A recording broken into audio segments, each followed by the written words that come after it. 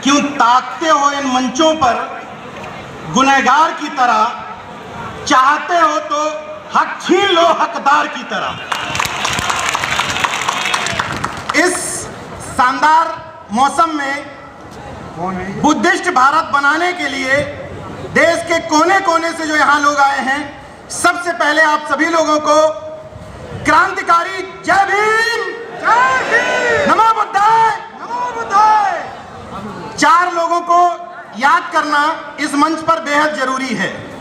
सबसे पहले तथागत बुद्ध, इसके बाद सम्राट अशोक, जिनकी वजह से इस देश में बुद्ध धर्म का प्रचार प्रसार हो सका।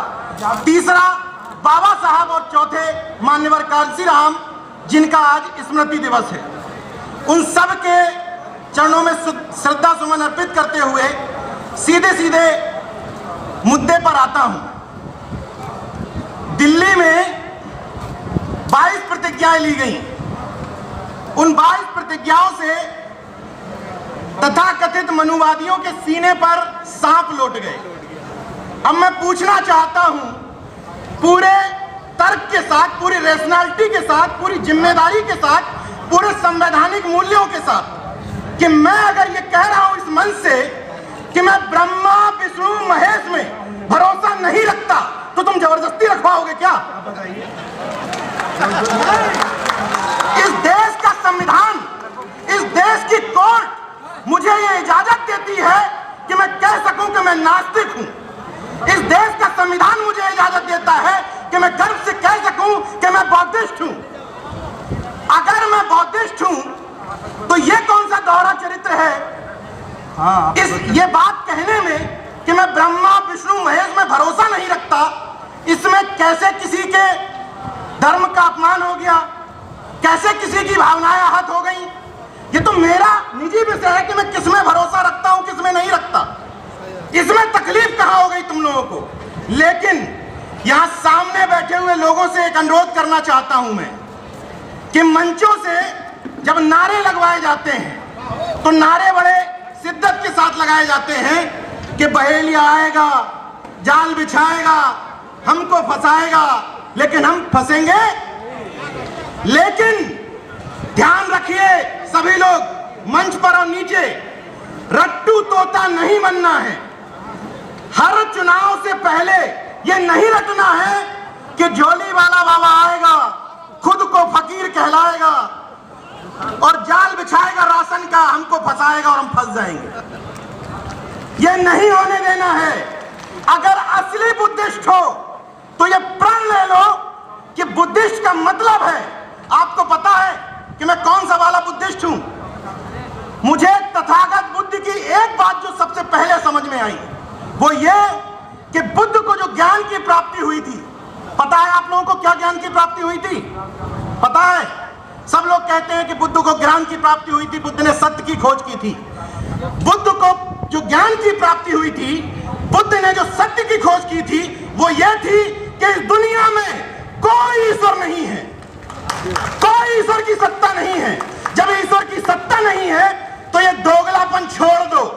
इस मंच पर या नीचे बैठा हुआ कोई व्यक्ति अगर अपने हाथ में लाल धागा बांध करके नमो बुद्धाय करेगा तो वो बहुजन मिशन का द्रोही है।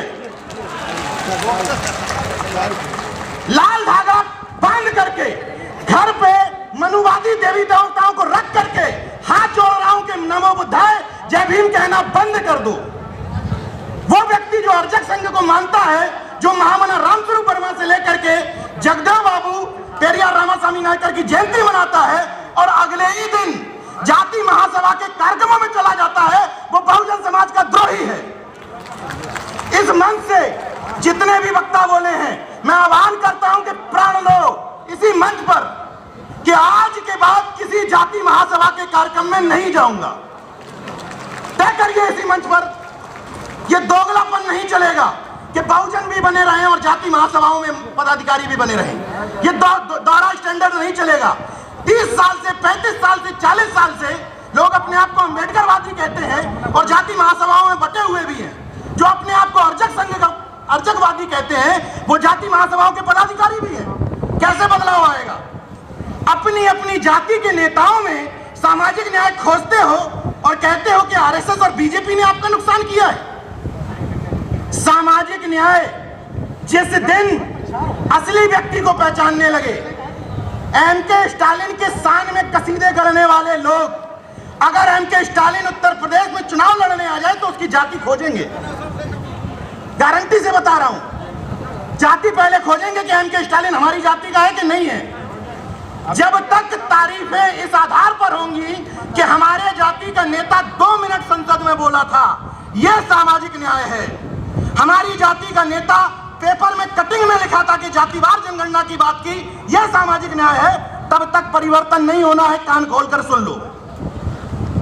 इसलिए इन मंचों से 22 प्रतिज्ञाएं जो ली जाएंगी, उनमें एक प्रतिज्ञा और ऐड कर लो। मेरी तरफ से बंते जी से अनुरोध है कि हम उस धर्म के देवी देवताओं के अलावा अपने जाति के नेताओं को पहले राजा रानी और फिर देवी देवताओं की तरह नहीं पूजेंगे।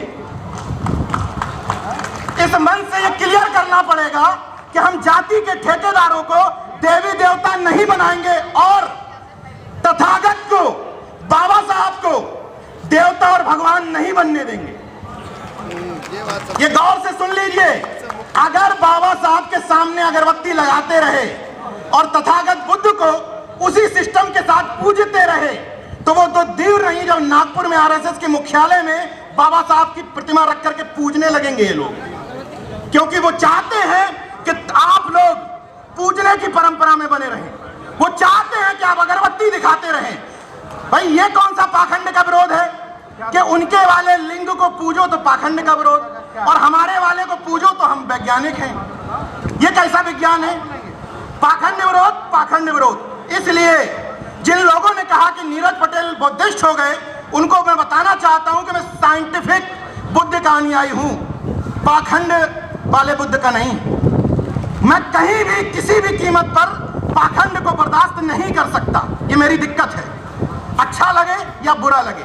मैं उस बुद्ध का अनुयायी हूं जो कहता था कि मैंने कुछ कह दिया, मैंने कुछ लिख दिया, मैंने कुछ बोल दिया, इसीलिए उसको सच ना मानो। पहले तर्क की कसौटी पर कसो कि मैंने जो बात कही वो तार्किक रूप से कितनी सही है, तब उस बात को मानो। हम उस बुद्ध के अनुयायी हैं। हम संगठनों में, नेताओं में देवी देवता खोजने लगे, उनको राजा रानी की तरह ट्रीट करने लगे, इसीलिए बदलाव नहीं हो पा रहा है। तीन कैटेगरी के जागरूक लोग हुए। एक कैटेगरी के वो जो इस तरह के कार्यक्रमों में जाने लगे, उससे एक कैटेगरी आगे बढ़ी, महापुरुषों की जयंतियां मनाने लगे। लेकिन मुझे वो तीसरी कैटेगरी चाहिए जब जातियों के आधार पर महापुरुषों की जयंतियां बंद हो जाएं। ये जो दूसरे किस्म के जागरूक है ना, ये समाज का बंटाधार किए हैं, जागरूकता का ठेका भी लिए हैं और जाति के महापुरुषों के नाम पर एक्टिव भी हो जाते हैं। ये बदलाव लाना पड़ेगा। जब कुर्मी समाज का व्यक्ति कर्पूरी ठाकुर की जयंती मनाएगा, जब यादव समाज का व्यक्ति शिवदयाल चौरसिया की जयंती मनाएगा, जब मौर्य समाज का व्यक्ति संत रामविजय प्रजापति की जयंती मनाएगा और ये सब मिलकर के बाबा साहब की, रामस्वरूप वर्मा की, जगदेव बाबू की, महाराज सिंह भारती की जयंती मनाएंगे, बदलाव हो जाएगा। बदलाव झक मार के पीछे आएगा, झक मार के। लेकिन जब तक जाति के आधार पर यह क्राइटेरिया तय करोगे कि नीरज पटेल अच्छा बोलते हैं क्योंकि पटेल हैं, लक्ष्मण यादव अच्छा बोलते हैं क्योंकि यादव हैं, तब तक कोई बदलाव हो नहीं होने वाला। वहां की गुलामी यहां ट्रांसफर हो जाएगी और कुछ अंतर नहीं आना। यहां जितने व्यक्ति बैठे हैं, सबकी जिम्मेदारी बनती है कि अपने अपने सोशल मीडिया अकाउंट्स पे ध्यान दें। जिन लोगों ने नाम के बाद जाति हटा ली, उनके सोशल मीडिया अकाउंट्स चेक करो, 10 पोस्ट में पता चल जाता है कि किस जाति का है। गजब सामाजिक न्याय है। एक ट्रेंड देखिए, इस मंच पे बहुत अच्छा बोला जा सकता है, बीजेपी का विरोध करो, 50 मिनट सब ताली बजाते रहेंगे, बहुत आसान है। इस भीड़ को मूर्ख बनाना बहुत आसान है। केवल आपको पाखंड अंधविश्वास का विरोध करना है, बीजेपी के खिलाफ जहर उगलना है, हिट मामला। लेकिन ये इन लोगों से कौन पूछेगा जो अपने नाम के आगे बौद्ध लगाने लगे? उन लोगों से कौन सवाल पूछेगा कि क्या बुद्धिस्ट बनने के बाद, नाम के आगे बौद्ध लगाने के बाद जातियों में शादियां बंद कर दी क्या? कौन सवाल पूछेगा? अभी तमाम लोग पहली कैटेगरी में हैं कि आज हम लोग इस परिवार को में शामिल होने आए हैं, कोई दिक्कत नहीं। लेकिन 10 साल से 20 साल से जो पंसील का ध्वज अपने घर पे लगा रहा है, इन तमाम सारे चीजों का पालन कर रहा है, प्रतिज्ञा ले रहा है, फिर अंतरजातीय विवाह क्यों नहीं? और बिना अंतरजातीय विवाह हुए जब तक ये क्रॉस किया नहीं जाएगा कि मैं जाकर के गर्व से बताऊं कि वो फलाने प्रजापति तो मेरे मौसी के बेटे हैं, वो फलाने मौर्य जी मेरे चाचा के लड़के हैं, वो फलाने विश्वकर्मा जी मेरे मौसी के बेटे हैं, जब ये कनेक्शन हो जाएगा, ये वैचारिक रिश्तेदारी डेवलप हो जाएगी, किसी मंच की, किसी संगठन की कोई जरूरत नहीं रह जाएगी। इसलिए इस मंच से आह्वान करता हूं, मैं द्रोही हूं समाज का, इस मंच से कह रहा हूं क्योंकि तब तक मेरी चेतना विकसित नहीं हुई थी। मैं कह रहा हूं मुझे गाली दी जा सकती है कि मैंने जाति में शादी की है, इस बात के लिए मैं गुनाहगार हूं, आप लोग मेरे खिलाफ लिख सकते हैं, लेकिन उस समय तक चेतना विकसित नहीं हुई थी। लेकिन अब चेतना विकसित हुई है, गर्व के साथ कह रहा हूं कि मेरे बेटे का नाम है कबीर, और बचपन से लेके अभी तक कबीर को, महिलाएं गौर से सुन लें, कबीर को न काला धागा हाथ में पहनाया है, न टीका लगाया है, न हार पहनाई है, न चाकू लगाया है, लेकिन मेरे बेटे को नजर नहीं लगती क्योंकि वो तार्किक पिता का पुत्र है। और कबीर अपनी जाति में शादी नहीं करेगा, इस मंच से ऐलान करता हूं। ये वैचारिकी बढ़ानी पड़ेगी। मंचों पर भाषण देने वाले अपनी तरफ उंगली करके पूछें कि हम कितने सुधरे हैं, हमने इस सामाजिक परिवर्तन की दिशा में कितना काम किया है, तब सही अर्थों में बदलाव आ जाएगा।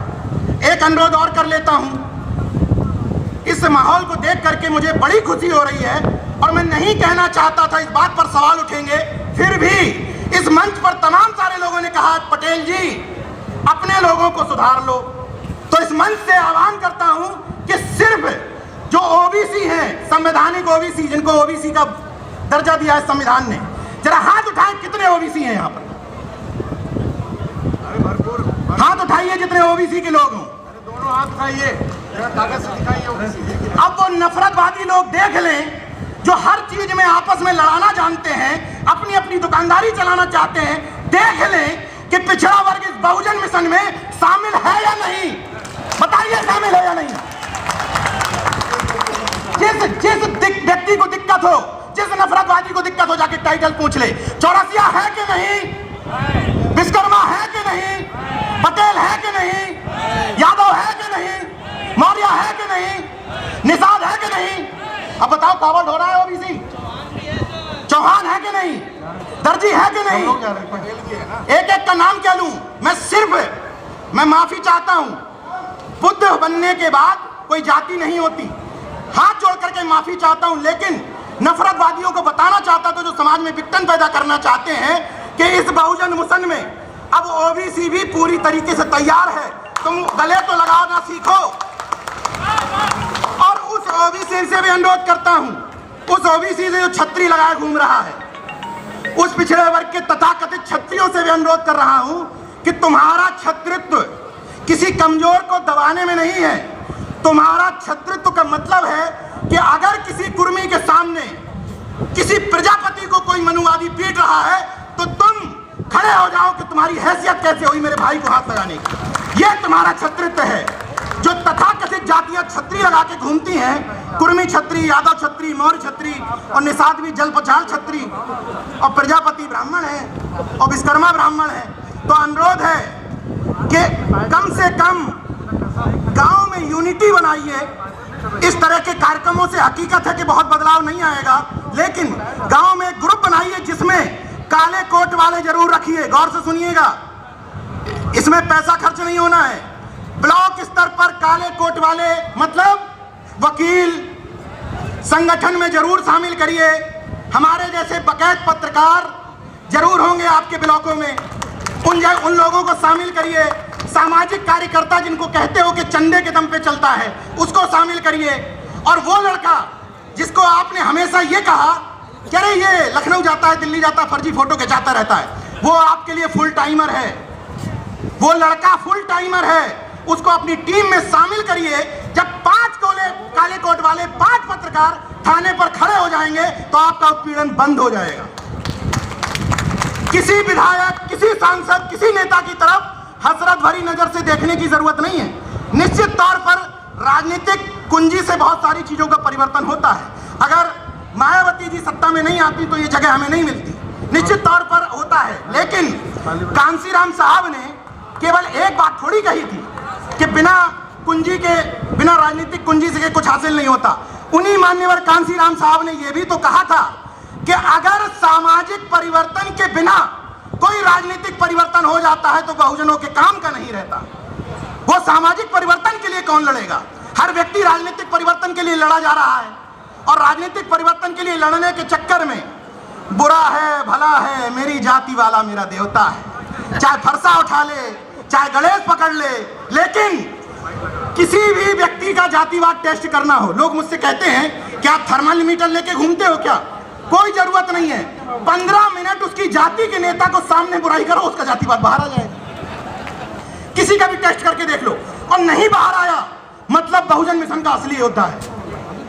असली योद्धा वही है जो जाति के नाम पे ना फिसले, जो जाति के नेताओं की गुलामी से उबर जाए।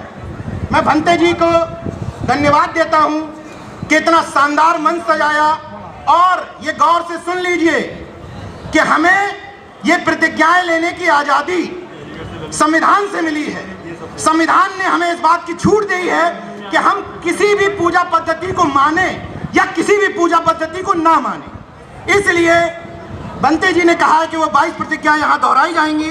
उन 22 प्रतिज्ञाओं के साथ एक प्रतिज्ञा और मेरी तरफ से लेते जाइए कि किसी को भी हम खुदा नहीं बनाएंगे। सभी महामानव जो हमारे लिए काम किए हैं उनको पूजेंगे नहीं, उनको जानेंगे, मानने से ज्यादा उनको जानेंगे। अंतिम शब्दों के साथ अपनी बात खत्म करूंगा कि जरा सा कतरा कहीं अजगर उभरता है तो समंदर के लहजे में ही बात करता है। जरा सा कतरा कहीं अजगर उभरता है तो समंदर के लहजे में ही बात करता है। खुली छतों के दिए कब के बुझ गए होते, कोई तो है जो हवाओं के पर कतरता है। और सुन लो बुद्ध के अनुयायियों, सराफतों की यहाँ अहमियत ही नहीं, किसी का कुछ ना बिगाड़ो तो कौन डरता है। जय विज्ञान, जय संविधान, जय भीम, नमो बुद्धाय, जय अर्जक, जय मूल निवासी। जो कहोगे उसका जवाब दूंगा। जय मूल निवासी कहोगे, जय मूल निवासी कहूंगा। जय भीम कहोगे, जय भीम कह दूंगा। जय फातिमा कहोगे, जय फातिमा कह दूंगा। बस नफरत वाला भ्रुकुटी तान करके जय श्री राम नहीं कहूंगा। धन्यवाद।